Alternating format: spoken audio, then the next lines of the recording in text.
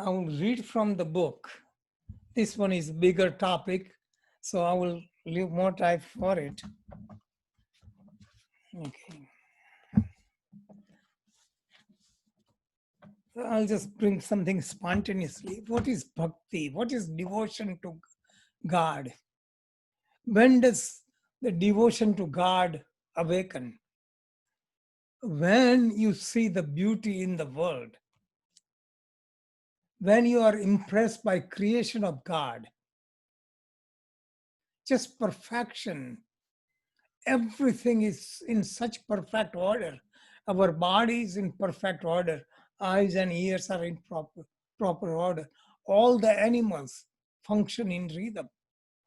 When we see all the seasons function properly, so when you are observing and you are impressed by God, I want to meet God. Just like you hear some poetry and you want to meet the poet. You see a good painting and you want to meet the artist. Same way, when you have desire to meet God, that is bhakti. That means you are under awe of Supreme God. This is when your heart expands. The word bhakti is derived from the Sanskrit root bhaja, which means constant remembrance. Bhakti means constant remembrance of God. According to Saint Narad, bhakti is intense love for God. When one becomes intoxicated by this love, one loves all, hates none, and is satisfied. Gnani Yogi Shankaracharya describes bhakti as the relentless search after one's self. And even on the path of Gnana Yoga, bhakti is required. Remembering Ramanuja defines deep meditation as a form of bhakti.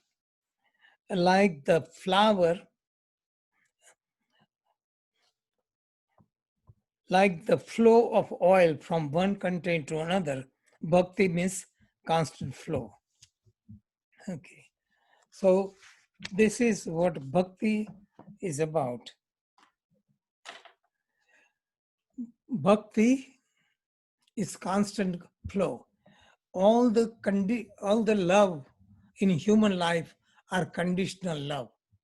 Only love that could be conditional for God, because God is without form, with it is impersonal, it is all pervading. So when your heart expands, Bhagavad Gita says 4 kinds of bhaktas worship God. That means people meditate on God, search for God, 4 kinds of devotees. Arthra means those who are suffering, like in pain, dukhi. Second one is artharthi, somebody wants prosperity or money. Third one is gnani, curious, I want to know about God. And the fourth kind is the bhakta, that who loves God for wanting nothing. This is bhakti is a means, bhakti is the end. So one gets totally engrossed in devotion. There is no purpose. People pray to God for gaining something. So I describe that prayer is talking to God, asking God for some favors. Many times people bargain with God. That Hindus do that. Go to temple, offer coconut. God, I offer you coconut. So help me win $1 million, something like that, bargaining. So all our prayers are conditional prayer. So unconditional prayer is meditation. So in prayer, one talks to God. In meditation, one listens to God. In surrender, one obeys God. Now, how to cultivate bhakti? So, in order to cultivate unconditional love, there are steps. In a ritualistic process in Hinduism, one worships Bhagavan, who is the avatar, divine form, and has 6 divine qualities. One establishes the image of God with a statue, and with a ritual they establish called prana pratishtha. That statue becomes living, and then they do different kind of rituals, and the steps are 9 steps. One is called Shravana, Kirtana, Manana, Pada Sevanam, Archanam, Vandanam, Dasyam, Sakhyam, Atmanivedana. What it means? Shravana means listening to the glory of God. That means satsang. Everything starts from listening. So first thing is satsang. Anything you hear that takes you in higher direction is satsang. Second one is manana. Manana means contemplation. Whatever you heard, you focus on it, reflect on it. Then Sravana, Manana, Kirtana means sing the glory of God. That means whatever you heard, you sing. So there is mantra chanting.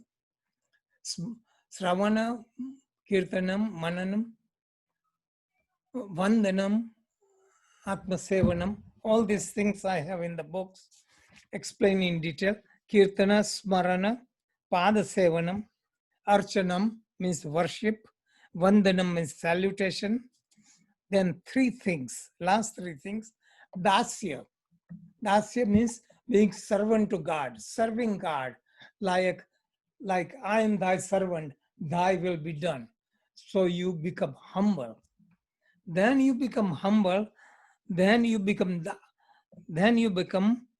Sakhya. So you become closer. So you become like a friend. First become servant, then become a friend. And then last one is Atman Nivedan, means self-surrender. That means your life is surrender to God. These are the steps we use for cultivating bhakti. Okay. So in our everyday life, we can cultivate bhakti in different ways. Like for any stranger, do something out of love, expecting nothing, no, not even thanks. When you do something for your family member, expect nothing. Husband does for wife, wife for husband, parents for children, children for parents. Whatever you do it unconditionally. If you practice karma yoga, that is also cultivate unconditional love. That everything you do, you consider this is my duty to please God. That is my dharma. And I look for no reward. Everything I do is offered to God. And whatever comes naturally, I accept as prasad. That means anything you gain, you do business, you get profit. But don't say, I got profit and don't get excited. That is God's mercy. If loss, God's mercy. So accept everything as God's will. This way you cultivate bhakti. It means we put all the power on ourselves. We gain something that we become so proud.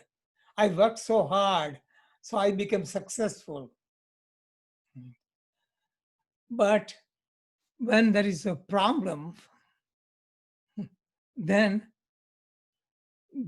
they don't take the charge that I am in charge. God, you did not do right thing. So please do something for me. So all we do is blame someone else. So karma yoga is perform your duty without likes and dislikes. That is unconditional service. That is the thing recommended in the final years of life or sannyas stage. All your life you work hard, then final stage of life you serve unconditionally and meditate. This is the thing recommended because people after they retire they keep on working. They are so much program that they have to make money, they have to attain success. We have to let go of ego that I own nothing. I am only an instrumental. I'm instrumental, just like a teller works in the bank. Money comes in, money goes out. Their job is only to take care of the exchange. Same way, we are the instrument. We have money, we share. We have talent, we have share. So this is unconditional. Instead of hoarding, people have tendency to hoard money. Also, they hold on to their pride and in so many ways. And this is the cause of all the psychosomatic problems. If you become unconditional and learn to give unconditionally, you don't lose anything. It seems like we give unconditionally, we will lose. But in reality, when we give unconditionally, the law of attraction, everything comes to you. And those who are misers, those who hoard, they become so miserable. So they attract failure, they attract wrong kind of people. So there are so many people, they have generous heart. They don't have much, but they are willing to share. Then on the other hand, people have everything, but they are programmed, they don't let go of it. But imagine at the end, we leave everything behind. Only thing comes with us is good deeds, that is dharma, whatever we do in line with spiritual laws, and moksha, anything we do to find liberation. Okay, so this is about unconditional love, some spontaneous